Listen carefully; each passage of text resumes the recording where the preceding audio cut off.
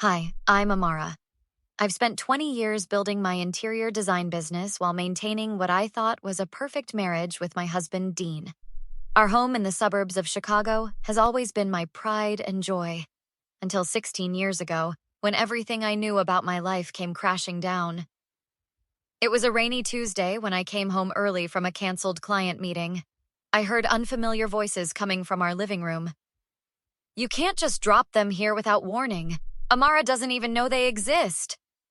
I froze in the hallway. That was Dean's sister Vanessa's voice. I'd always liked her, thought we were close. What choice do I have? Caroline is dead. The funeral was yesterday. These are my kids and they need somewhere to go. My stomach dropped. Kids? Dean and I had agreed we didn't want children. When I walked into the room, all conversation stopped. Two identical little girls with chestnut hair sat huddled together on my cream sofa, clutching small backpacks. Dean's face went white. "Who are they?" I managed to ask, though I already knew the answer. "Amara, I can explain. Their names are Lily and Rose," Vanessa cut in. "They're Dean's daughters. They're 7. I calculated quickly. We'd been married 8 years. "You had children before we met and never told me?" "It wasn't like that," Dean insisted. "Caroline and I were just a brief thing. She never told me she was pregnant. I only found out they existed 5 years ago." 5 years? My voice sounded strange even to me. "You've known about them for 5 years and kept it from me?" Vanessa couldn't meet my eyes. "I told him to tell you." The girls watched our argument with wide, frightened eyes. Whatever anger I felt toward Dean, these children had just lost their mother. I took a deep breath. "Girls, are you hungry? There's cookies in the kitchen." Over the next few days, I learned the full story. Caroline had been diagnosed with cancer 6 months earlier. She'd named Dean as guardian in her will, with no other family to take the twins. "I'll move out if you want," Dean offered one night. "You didn't sign up for this." Our friend Marcus dropped by often that week, bringing toys for the girls and offering support. "You're doing the right thing, Amara," he assured me one evening while Dean was putting the twins to bed. "Those girls need stability." I decided to stay, to help raise these children who had no one else. Not for Dean. Our relationship would never be the same. But for Lily and Rose. That was 16 years ago. The twins are now 23, smart and beautiful young women who I've grown to love fiercely. Last week, they came to me with matching serious expressions. "Mom," Lily said. They've called me that for years now. "We found something you need to see." Rose held out a folder. "It's about Dad and Aunt Vanessa, and Marcus, too." The look in their eyes told me everything was about to change again. I opened the folder with shaking hands. Inside were bank statements showing large transfers from our joint account to an offshore account in the Cayman Islands. "Where did you find these?" Lily shifted uncomfortably. "We were looking for the family photo albums in Dad's office. The safe was open." "He's been moving money for months," Rose added. "Almost $500,000. Before I could process this, the doorbell rang. Standing on our porch was an older woman I'd never met, her gray hair neatly styled, her posture rigid with determination. "You must be Amara. I'm Eleanor, Caroline's mother." My mind raced. In 16 years, we'd never met any of Caroline's family. Dean had insisted she was estranged from them all. "Caroline wasn't my only child," Eleanor said once I'd invited her in. "My son died last year. That's when I started searching for my granddaughters." "Dean told us you wanted nothing to do with them," I admitted. Eleanor's laugh was bitter. "Is that what he said? I never even knew they existed until I found Caroline's journals after her death. He made sure of that." Over the next few weeks, raising the twins became even more challenging. During their teenage years, I'd struggled to maintain boundaries while Dean played the fun parent, undermining my authority at every turn. "Don't be so hard on them, Amara," he'd say. "They lost their mother. They need space." But now that the girls were adults, they seemed to prefer my company to his. This clearly bothered Dean. "Why don't you two come to the lake house this weekend?" he asked the twins over dinner. "Just us, like old times." "Can't," Lily answered quickly. I promised Mom I'd help with her charity event. Rose nodded. And I'm going with Eleanor to see Caroline's childhood home. Dean's face darkened. Later that night, I overheard him on the phone. They're getting too close to Amara and that old woman. We need to move faster. I began paying more attention. Dean and Vanessa had always been close, but now they were having hushed conversations that stopped when I entered the room. And Marcus, supposedly our friend, was constantly at our house, always pulling Dean aside for private discussions. One afternoon, I was organizing my home office when I found loan documents I didn't recognize. My design studio had been used as collateral for a massive loan, but I'd never signed anything. The signature looked like mine, but it wasn't. I started digging through more papers. Credit card statements showed charges for expensive jewelry and hotels I'd never visited. Someone was setting me up for financial ruin. That night, unable to sleep, I went downstairs for tea. Voices came from Dean's study. Once Amara's business collapses, she'll have nothing, Dean was saying. The prenup protects me if she finds out about the affairs, but this way I keep everything, including the girls' trust funds. Those twins worship her, Vanessa replied. They're a liability now. Don't worry, Marcus chimed in. I've taken care of the paperwork. By the time she realizes what's happening, it'll be too late. I backed away silently, heart pounding. Everything I'd built was at risk, and apparently, so were Lily and Rose. I barely slept that night.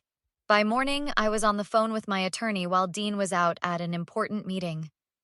I need copies of all financial documents with my signature from the last 5 years.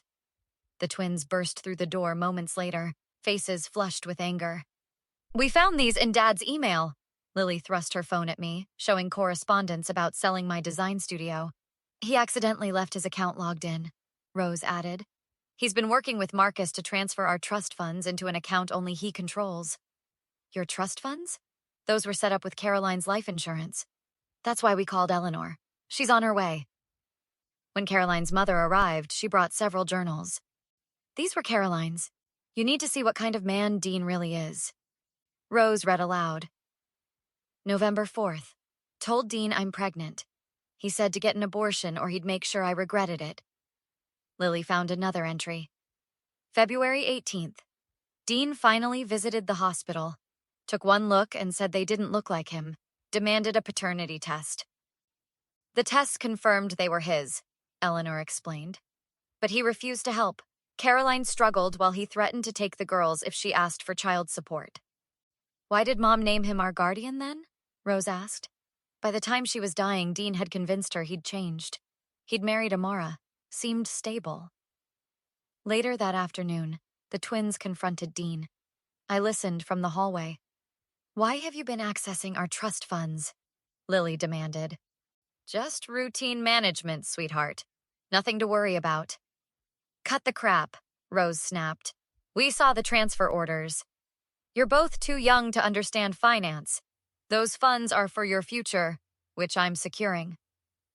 By stealing from Amara? Listen, Dean whispered. Amara has been mismanaging her business for years. I'm just protecting our family assets. The twins stormed out, meeting me in the kitchen. He's lying through his teeth, Lily fumed. We're with you, Mom. What's the plan? That night, the four of us gathered in my office after Dean left.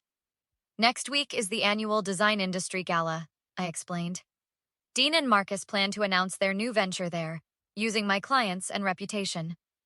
What do you need from us? Eleanor asked. Lily, get into your father's email again. Rose, contact these specific clients. I handed her a list. And Eleanor, how are your acting skills? I was theater club president in college. Good, because you're about to play the role of a lifetime. I laid out my plan, watching their faces shift from shock to admiration. They think they're so clever, Lily grinned. The trap is set, I said, feeling confident for the first time in weeks. Now we just need them to walk into it. The night of the gala arrived. I entered the ballroom in my best black dress, the twins flanking me like bodyguards. Dean, Vanessa, and Marcus were already working the room, shaking hands with my clients. Everyone in position? I whispered into my phone. All set, Eleanor confirmed from backstage. Your attorney has the paperwork ready. Dean spotted us and strode over, champagne in hand. You're late. We're about to make the announcement. Wouldn't miss it for the world. I smiled sweetly. The MC tapped the microphone. Ladies and gentlemen, we have a special presentation from Dean Foster and Marcus Jenkins. Dean took the stage, flashing his trademark smile. I'm thrilled to announce the launch of Foster Jenkins Design Group, taking over the legacy of my wife's business with an exciting new direction. Marcus joined him. We've already secured the client list and properties of Amara Designs and look forward to… Excuse me, I interrupted, striding to the stage. I believe there's been a misunderstanding. The crowd murmured as I took the microphone. These men have been engaged in fraud, forgery, and theft. I nodded to Lily, who started a slideshow on the ballroom screens. Here are forged documents showing my signature, emails planning to drain my accounts, and recordings of threats made against me. Rose hit play on the sound system. Dean's voice filled the room. Once Amara's business collapses, she'll have nothing. What is this? Dean hissed, lunging for the microphone. 2 security guards blocked his path. And now, I continued, I'd like to introduce someone special. The mother of Caroline Evans, whose life insurance policy funded the trust funds Dean has been emptying. Eleanor walked onto the stage, carrying Caroline's journals. My daughter died believing Dean Foster would care for her children. Instead, he's been stealing their inheritance. Vanessa tried to slip out the back, but ran straight into Detective Wilson. Vanessa Foster? We have some questions about threatening emails sent from your account. Marcus made it halfway to the exit before my attorney stepped in front of him. Mr. Jenkins, these are cease and desist orders regarding the fraudulent use of my client's business assets. The ballroom erupted in whispers and camera flashes. Dean grabbed my arm. You planned this? After everything I've done for you? You mean like hiding your children, forging my signature, planning to bankrupt me? I can explain. It wasn't what it looked like. I love you. I've always… Save it for your lawyer. I shoved the divorce papers into his chest. You'll be hearing from the district attorney about the forgery charges. Later that night, Dean showed up at the house, clearly drunk.